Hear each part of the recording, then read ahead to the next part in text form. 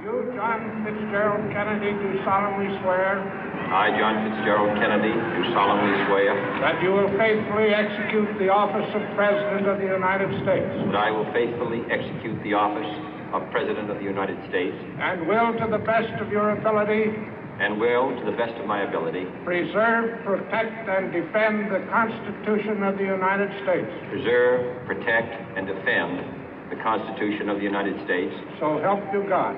So help me God.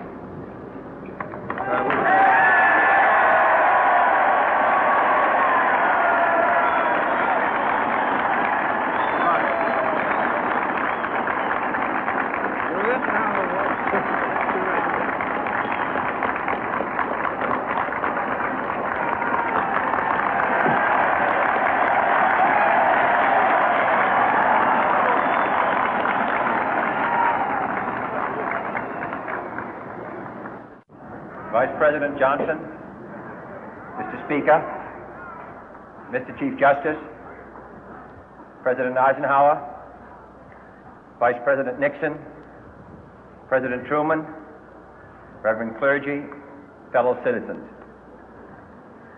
We observe today not a victory of party, but a celebration of freedom, symbolizing an end as well as a beginning, signifying renewal as well as change. For I have sworn before you and Almighty God the same solemn oath our forebears prescribed nearly a century and 3/4 ago. The world is very different now, for man holds in his mortal hands the power to abolish all forms of human poverty and all forms of human life. And yet the same revolutionary beliefs for which our forebears fought are still at issue around the globe. The belief that the rights of man come not from the generosity of the state, but from the hand of God. We dare not forget today that we are the heirs of that first revolution. Let the word go forth from this time and place to friend and foe alike that the torch has been passed to a new generation of Americans born in this century, tempered by war, disciplined by a hard and bitter peace, proud of our ancient heritage, and unwilling to witness or permit the slow undoing of those human rights to which this nation has always been committed and to which we are committed today at home and around the world.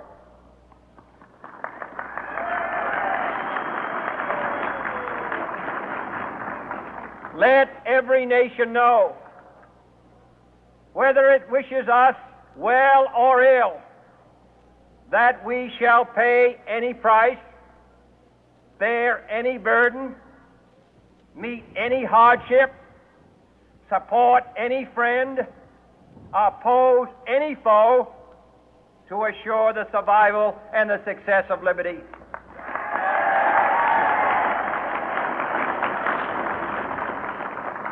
This much we pledge and more.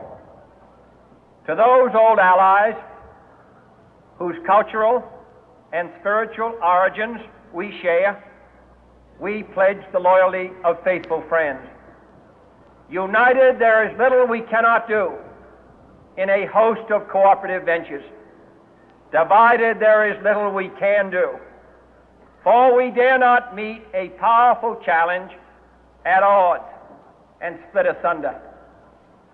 To those new states whom we welcome to the ranks of the free, we pledge our word that one form of colonial control shall not have passed away, merely to be replaced by a far more iron tyranny. We shall not always expect to find them supporting our view, but we shall always hope to find them strongly supporting their own freedom, and to remember that in the past, those who foolishly sought power by riding the back of the tiger ended up inside.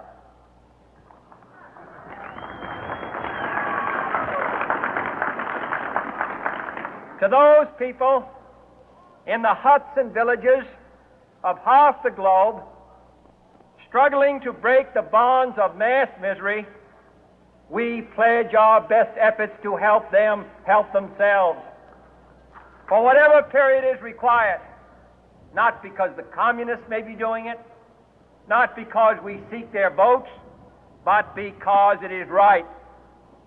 If a free society cannot help the many who are poor, it cannot save the few who are rich.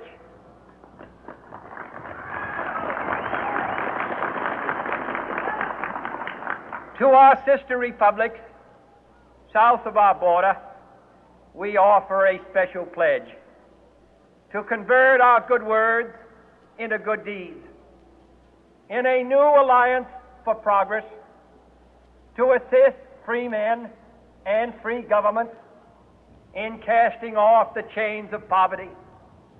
But this peaceful revolution of hope cannot become the prey of hostile powers. Let all our neighbors know that we shall join with them to oppose aggression or subversion anywhere in the Americas. And let every other power know that this hemisphere intends to remain the master of its own house.